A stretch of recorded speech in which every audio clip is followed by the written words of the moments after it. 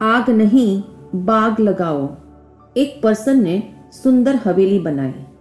उसके विदेशी मित्र ने उसे एक सुझाव दिया, इस हवेली के प्रांगण में पेड़ पौधे लगाओ ताकि तुम्हें ताजी प्राणवायु मिल सके। मित्र की बात का आदर करते हुए उसने बड़े शौक से घर के आंगन में पेड़ उगाए। पेड़ की सुंदरता निहार कर उसे बहुत खुशी मिलती थी। एक दिन उसने देखा पेड़ की शाखाएं पड़ोसी के घर पर भी छाई हुई है। उसका छोटा दिल यह बर्दाश्त न कर सका।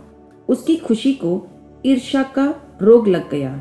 उसने सोचा, पेड़ मैंने बोया तो उसकी छाया और फल का भी मैं ही अधिकारी हूँ। पड़ोसी को इसका लाभ हो, यह कैसे हो सकता है? उसके मन को यह गंवारा नहीं था कि मेरे प्रांगण में लगा पेड़ पड़ोसी को भी सुख पहुंचाए। अतः उसने पेड़ की वे शाखाएं कटवा दी जो पड़ोसी के घर की भी शोभा बढ़ा रही थी। अब पेड़ शोभाहीन हो गया।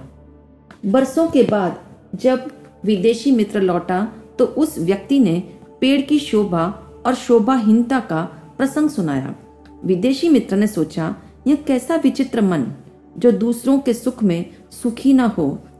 उसे बहुत हैरानी हुई कि जो मित्र दूसरों के दुख में दुखी होता था वह आज ईर्ष्यालु बन पड़ोसी के सुख में दुखी हो गया।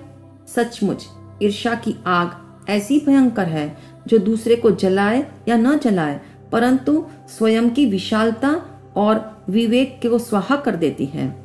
अपने मित्र की ईर्ष्या की अग्नि को बुझाने हेतु विदेशी मित्र ने एक छोटी सी कविता सुनाई।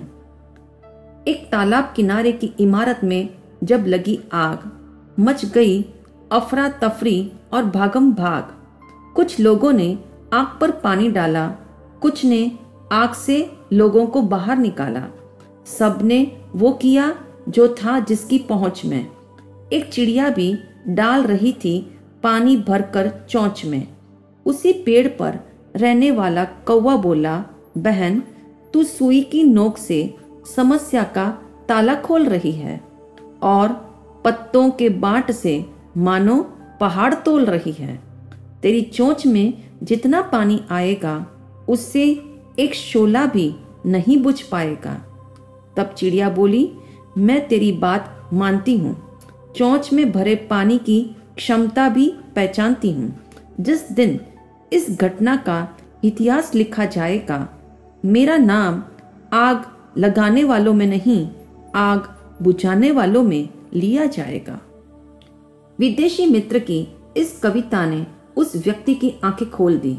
एक सामर्थ्यहीन नन्ही सी चिड़िया भी दूसरों को सुख पहुंचाने का अथक प्रयास कर सकती है, तो मैं मनुष्य होकर अपनी मनोवृत्ति क्यों दूषित कर रहा हूँ? जो सुख मुझे प्राप्त है वह दूसरों को नहीं मिलना चाहिए, या मेरे सुख में कोई भागीदार न बने, मेरा सुख मेरे तक ही सीमित रहे। ऐसी तेजोद्वेषी मनोवृत्ति ने आज जीवन के बाग में ईर्ष्या की आग लगा दी है। स्पष्ट है, मन को केवल सुख नहीं चाहिए बल्कि आस-पास वालों के मुकाबले अधिक सुख चाहिए। मन की यह कैसी विडंबना है, पड़ोसी यदि मुझसे अधिक दुखी है तो मन अपने दुख को झेलने के लिए भी तैयार हो जाता है। कहते हैं रोगी को स्वस्थ करना सरल है परंतु ईर्ष्यालु को प्रसन्न करना महाकठिन है। ईर्ष्यालु मन का गणित एकदम उल्टा है। वह अपने दुख से उतना दुखी नहीं है जितना दूसरों के सुख से दुखी है। जो सुख उसे नहीं मिल सकता वह दूसरों को भी न मिले, इस महारोग से वह पीड़ित रहता है। ध्यान दे, दूसरों के अधिक सुख के साथ स्वयं के अल्प सुख की तुलना करने से बेहतर है अपने दुख की तुलना अपने से ज्यादा दुखी के संग करना, ताकि भीतर सहानुभूति प्रकट हो, दिल में प्रेम और मैत्री का झरना बहे, तो ईर्ष्या की आग स्वतः ठंडी हो जाएगी।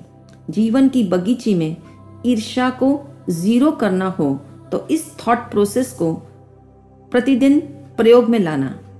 दुख किसी को भी ना मिले और सुख सभी को मिले, इस विचार की पतवार से जीवन नौका को पार लगाना।